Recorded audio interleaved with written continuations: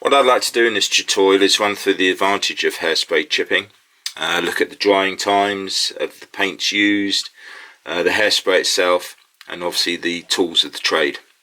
Now, hairspray chipping is very much like Marmite. You either like it or you don't. I was never a big fan of the hairspray technique in the early days.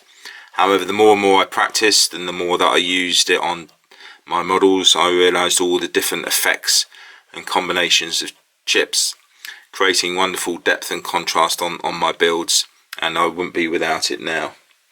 Now, the advantage of hairspray chipping is the fact that you can have in-scale chips, so whether it's on, in this particular case, the 135 size Panther, or whether it's on 172, 148 scale, the chips will always look in scale.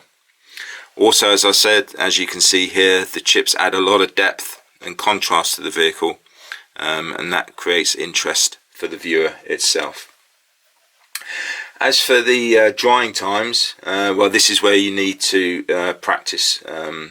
I work in a nice central heated room, where others will actually work outside in sheds, or in your kitchen, or even off the lounge table. So temperatures vary for different modelers, so this will obviously affect the drying times of your paint, which ultimately affects the actual chipping processes itself. So you need to practice in your own environment to find out how long it will take for your paint to dry, and how that will affect the way the chips come out on your model. As for the paints that I use for chipping, well, I'm very much Mr. Vallejo. I have an extensive range of paints that I use. I personally don't have a problem with chipping with Vallejo paints. However, there are others out there who just cannot chip with them at all.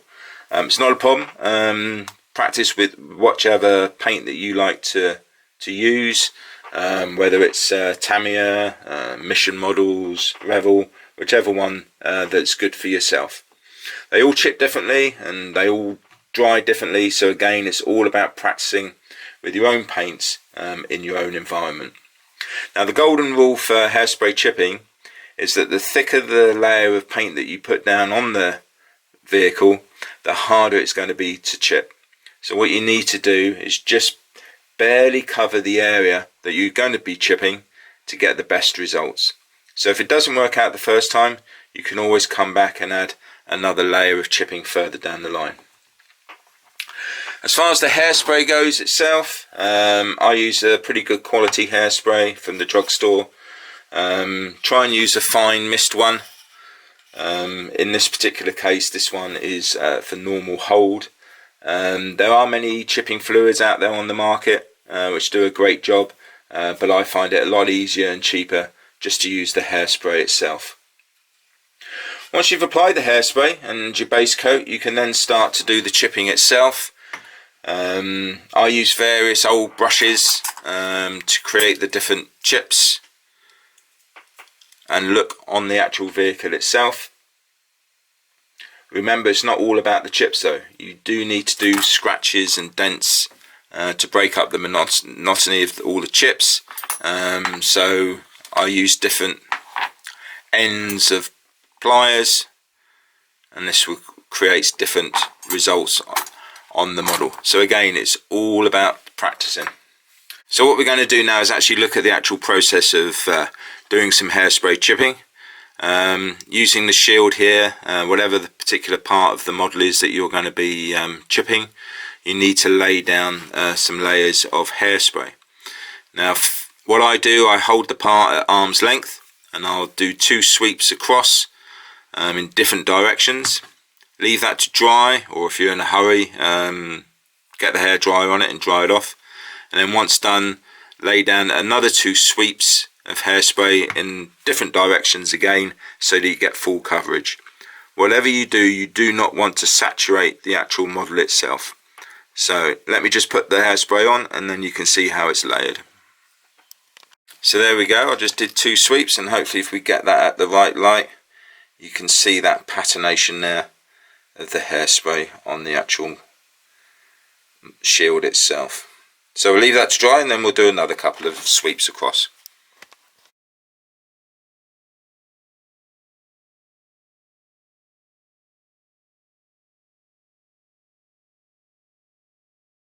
With the hairspray dry, it's now time to apply the base coats. For this model I'm going to use different shades of dark grey. Here we have dark blue grey, which is model colour. Model colour doesn't airbrush very well, so that will need to be watered down a little bit. Then we have the main colour, which will be Panzer dark grey. Then we have variety on the theme, which is anthracite grey. And then finally we have a grey violet. So looking at the actual shield itself, what I'm going to do, I'm going to put down anthracite grey on the front, and I will put grey violet on the inside. Now I'm using a 3mm needle airbrush, and it's at regular pressure, and what we're going to do now is just apply a very light coat.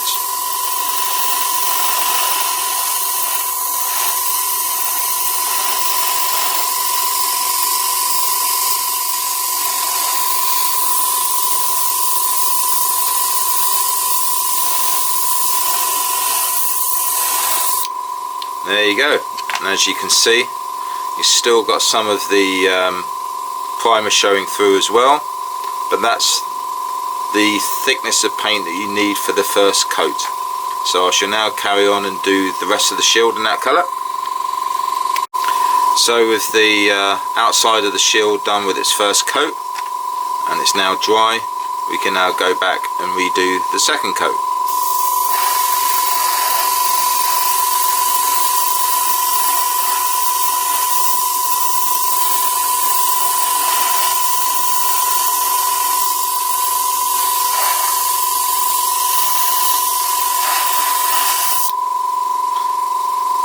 And there you go, that's all you need to do, 2 very thin coats. Now I started this at 8:30. I have worked out that in my particular environment and with my particular paints, it will take optimum time of 1 hour of drying time before I will actually start chipping the work. Now obviously it's not going to take me very long to paint the rest of the shield, so rather than sit around waiting for the paint to dry, what I will now do is start spraying another part of the model in half an hour. And the reason that is that in an hour's time it's probably going to take me about half an hour to chip this particular shield. So the other part of the model that I will have painted in half an hour's time, that will have dried for an hour, and again I will be able to spend half an hour or so chipping that. So it's all about working out your times, working out how much time you have available. In my particular instance, I'm lucky today, I've got a couple of hours spare, so I'm able to do this video. However, in reality, usually what would happen is that I would just do one part of the model each day, because I only have an hour or so spare each day to model. So work everything out in your own particular manner that fits in with your own particular lifestyle. Okay, so our first half hour is nearly up. During the first half hour I finished off the outside of the shield with the anthracite, and then the inside of the shield we've done with the grey violet. Now as you can see, there are areas where you can still just see the redness coming through, again showing that it was light coats that put on. I personally like that effect on my models. It shows wear and tear, and the original base coat starting to come off, I mean, in areas of high wear, so I don't particularly have an issue with that. So now what we're going to do is paint the actual hole now within the next half an hour. So with the first half hour drawing to a close, it's now time to turn our attention to the main hull. Here I'm going to be doing 2 colours. We'll have the Panzer dark grey along the bottom on the running gear, and then on top we'll use the anthracite grey. Because this is covered in hairspray, you don't want to be masking it in any shape or form, because the tape will just pull off the paintwork. So using little bits of card, what we can do is mask off the areas that we want. Now it's a very tricky process. Don't be too concerned if you go over the lines, because it will all merge into one, especially with the winter camouflage being done as well. So I'll spend the next half hour doing that one and I'll show you the results. So with 15 minutes left of the first hour, the main hull of the Panther 1 has now been complete. Very pleased with the coverage. As you can see, there's a few little bare patches there which I like. The colour difference isn't enormous, but it is noticeable, which is what we're after. So what I'll do some stills and some close-ups so you can see the difference. So the next 15 minutes will just be spent tidying up, getting ready, and then we can start doing the chipping. So with the first hour drawing to a close, it's now time to start the chipping process. Now the golden rule for chipping is less is more. When you hold the item at arm's length, you do not want to be able to see any of the chips. It's not until you get closer and closer and actually see in detail the actual part of the model itself, that's when you want to be able to start seeing the chips. Also, you need to start deciding where those chips are to go. It's obviously in areas of heavy wear. Personally, I don't like chips in open spaces. Possibly a few scratches, yes, but predominantly those areas will be kept clear of for chips. Really need to have a look at the part that you're chipping and to decide where the heaviest wear is going to be.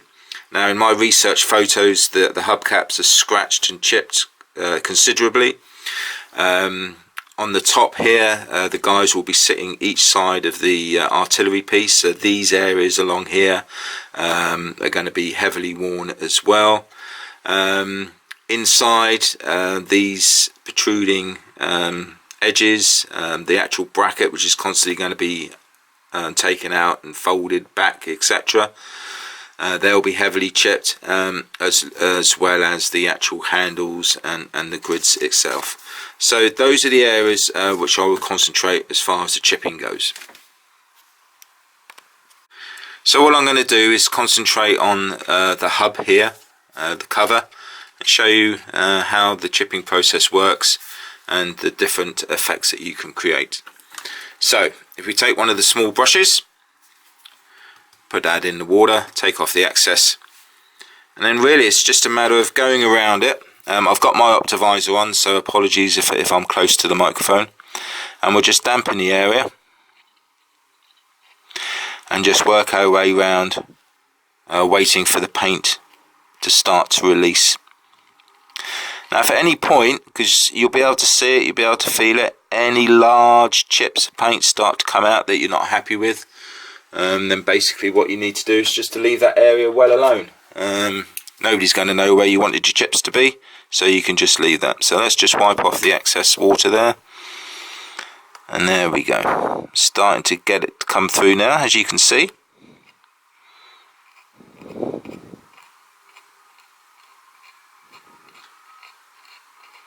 Don't know how clearly you can see that. I'll obviously do stills at the end so that you can see in detail the effects. You can see why this process takes so long to do, because you have to be very careful. I see some people, they just grab hold of the paintbrush and just scrub like crazy, and lots of large chunks and areas of paint come off. It really is a matter of doing micro chips to create the best effect.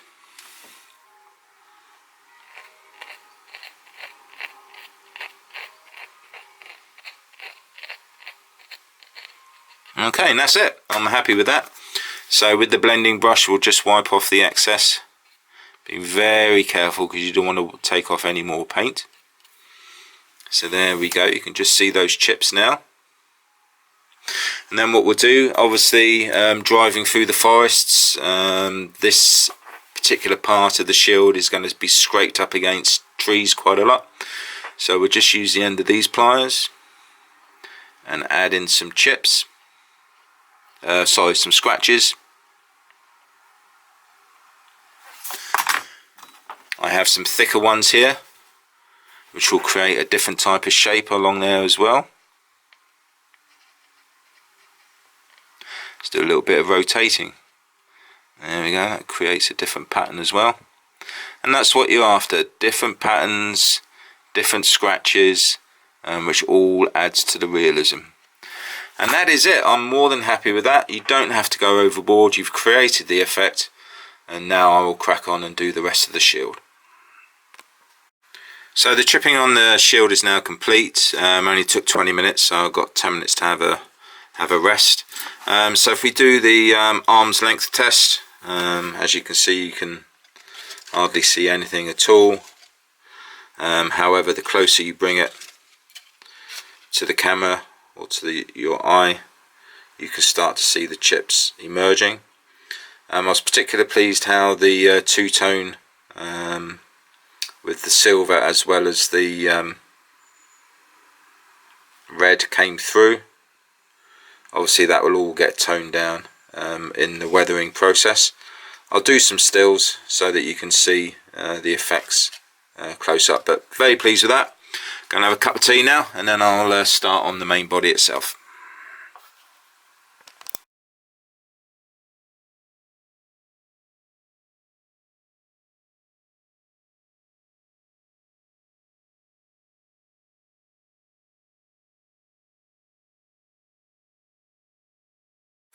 So with the initial chipping done, we've now laid down 3 colours on the model. So we have the silver, the red oxide, and obviously the Panzergrau itself.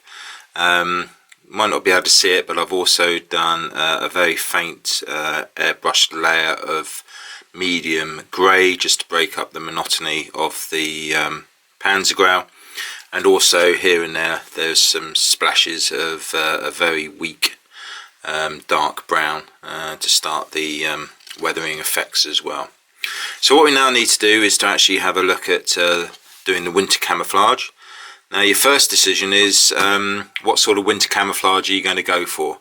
You can go for the overall look where everything is completely white, or you can go for everything that's completely white but somewhat heavily worn, or in the one that I'm going for on this model is where it's pretty all been wiped off, whether that's from wear or tear, or whether the crew have actually scrubbed it all off themselves. Now I can't impress on you enough, you must get reference photos.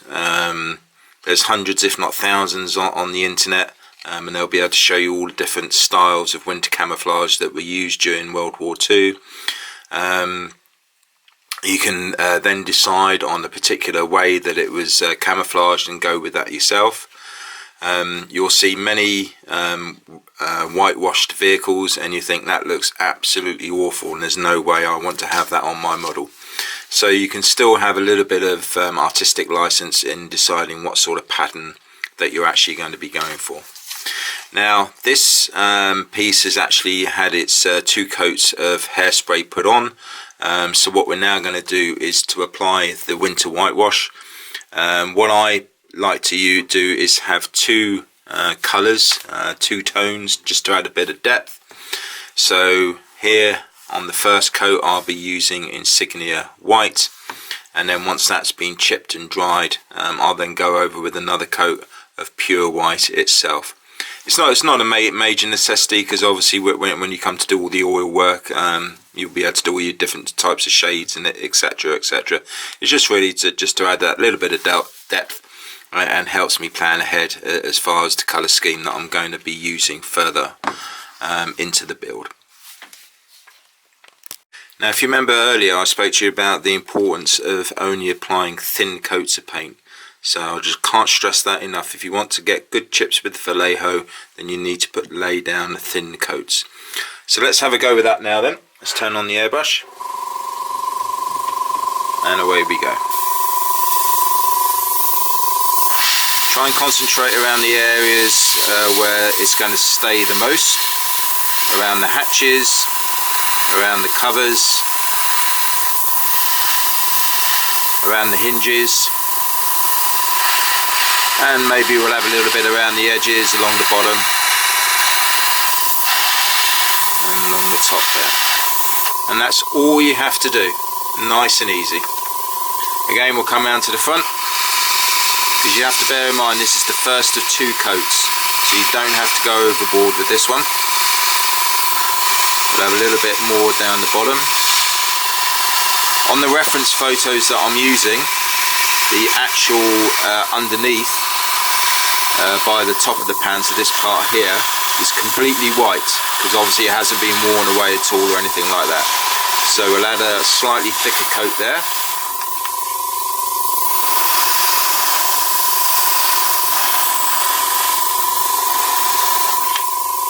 And then coming around to this side again hatches, the cover around the edges, the hinges, and just to break up the monotony a little bit on this particular side of the panel, I'll do a patch here as well.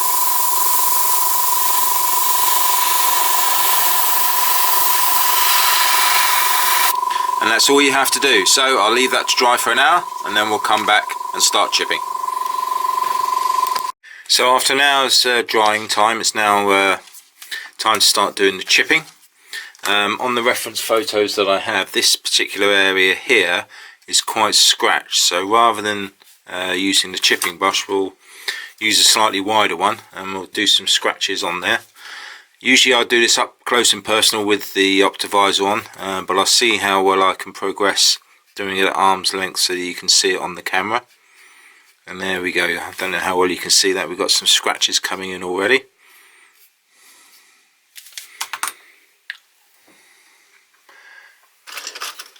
And get the end of the tweezers.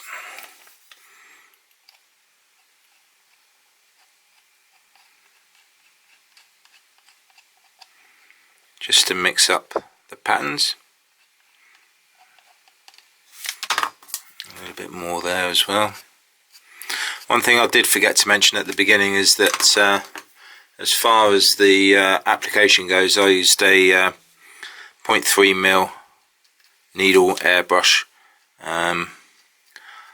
on medium pressure. So we'll just take some more of this off. The reason I'm happy to do this at arm's length so that you can see it on the camera is that if I do make any messes or anything that I'm not happy with, I've still got another coat of winter camouflage to go on afterwards anyway. Just having a look at the reference photos, this particular area up here is quite clear, so let's try and take the most of that off.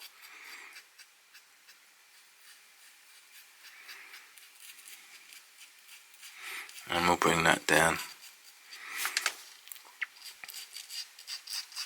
So there you go, not only are you getting a chipped area, but I hope you can see that's quite a worn, lots of scratches, and sort of tells a story of how the shield, what the shield has had to go through as far as damage and wear and tear goes over the couple of years that it's been in service.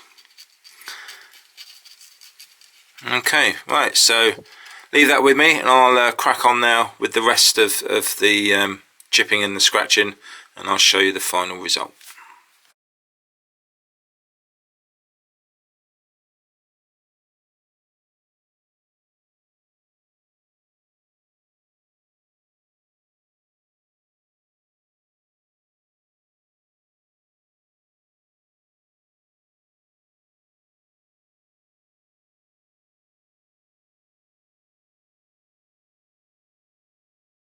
So with the first coat of winter camouflage done, if you remember we used insignia white, what we now need to do is to highlight specific areas with a slightly lighter colour, which in this case will be just pure white from Vallejo.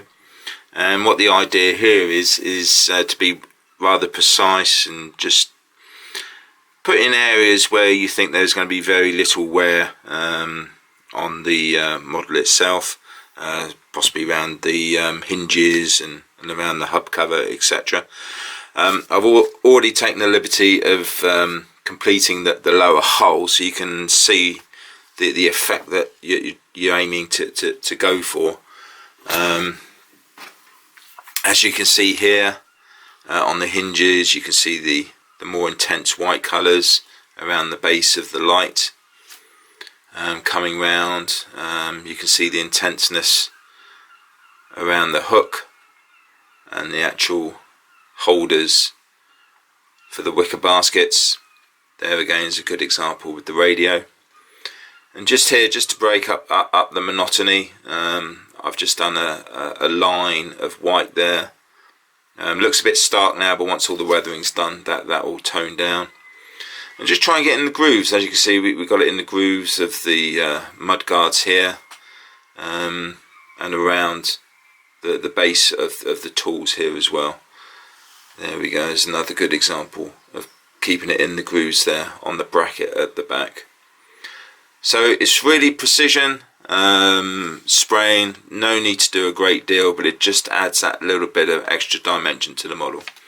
So because we're going to be precise, we're going to be using a 0.2 mm airbrush needle, and this you need to keep on low pressure. So I'm going to set that all up and we'll see how we get on. Okay, so the shield has had the obligatory 2 layers of hairspray put on. So we're going to start up the airbrush now, and let's see if we can do this at arm's length. Usually I do this up close and personal, but for the sake of the camera we'll see how well we can do this. Now I wasn't too happy with this particular side here, got too much red showing through, so let's just do a faint line of white to cover that up.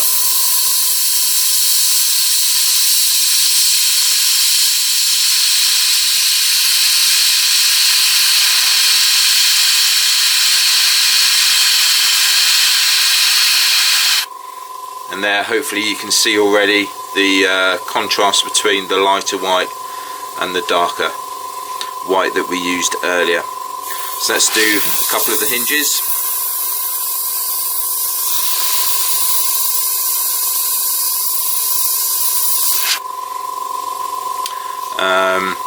Again, as I said, with the actual Panzer base itself, we like to try and get into the grooves with the lighter white, so let's try that on the bottom here.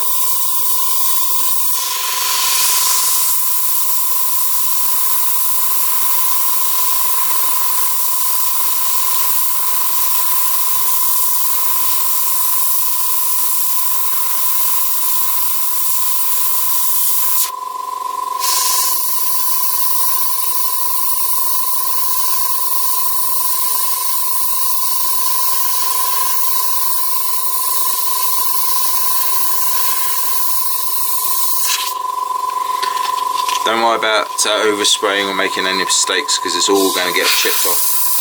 So if you make a mistake, or in the words of the mighty Bob Ross, have a happy accident, then all you've got to do is just chip away the paint area that you don't want to have on your model. And let's do a couple streaks going across the hub cover.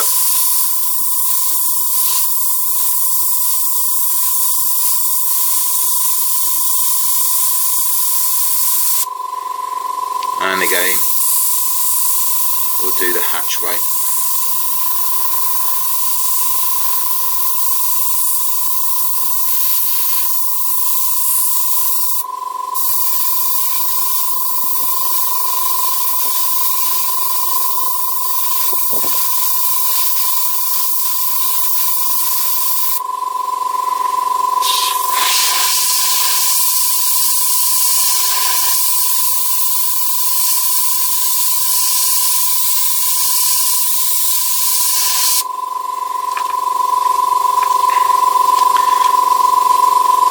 Now another thing that you can do is just do random shapes, just in areas where there's no coverage whatsoever. So let's just put one here.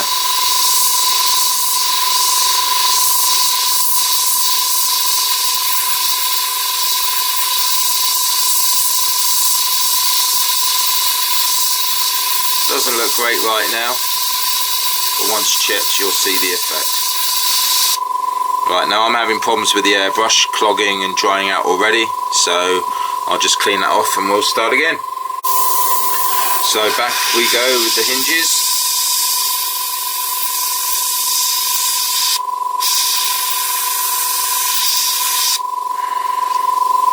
The line of bolt rivets there will be nicely done. We don't want everything to look the same, so we'll just do the one. And we'll do some along the bottom here as well, up the side.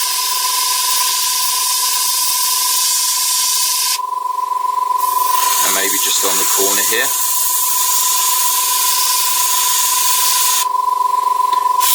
And along the top. Just try and do different shapes so there's not, do different shapes so it's not all symmetrical and you've got variety there.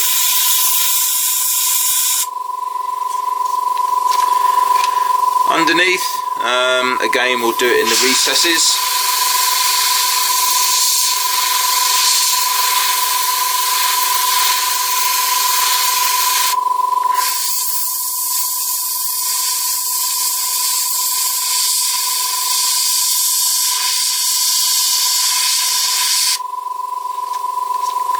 And then on the final side, if you remember this side, I did the hubcap and the top, so let's break it up a bit. Let's maybe do it along the top.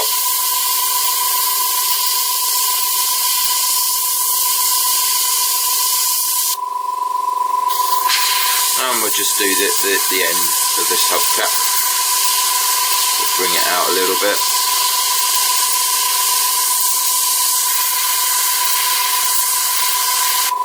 In the corner.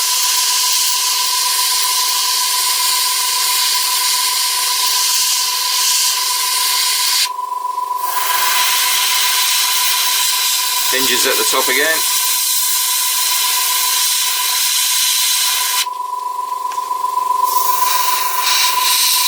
And we'll just do the bottom corner here of the flap.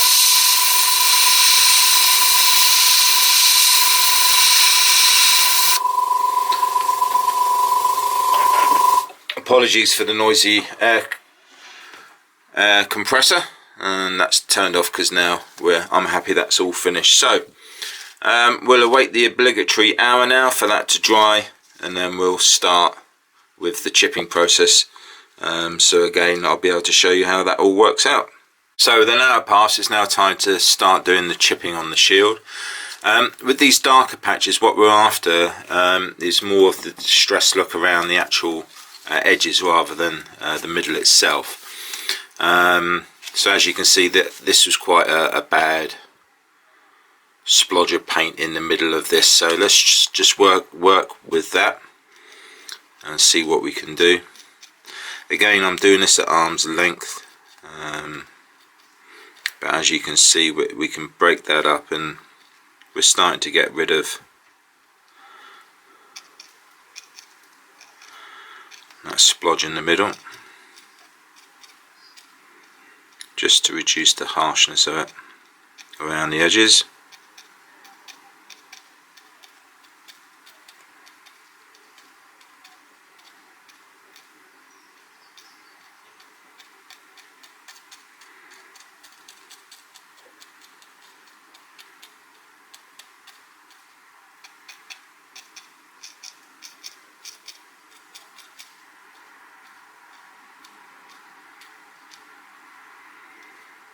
Do you know what?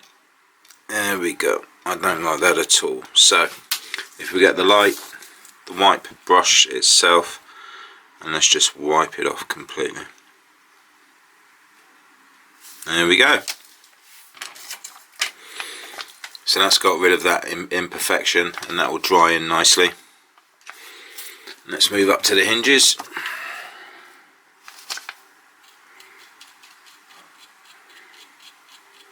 Obviously get rid of the overspray first.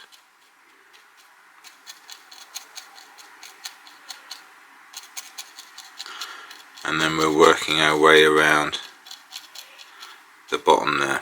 So that's basically it. Work your way around the edges and bring it into the central area to create that harder edge compared to the other chipping. I shall crack on with that and then show you the final results. Okay, so all the winter camo and chipping has now been done. I'll give you a quick look around the whole model, which I've dry fitted just for the video. So let's have a look. As you can see, there's lots of contrast, lots of depth of chipping. As you can see here, we've got some nice scratch marks all the way around to the back. As I said right at the very beginning, the whole purpose was to show a worn off winter camouflage look, and I'm more than happy with how that has come out. And don't forget, there's a long way to go yet. We've still got filters and washes and pigments, etc. to add on to this particular build. Okay, I'll just take the camera off its stand and we'll go in for a closer look.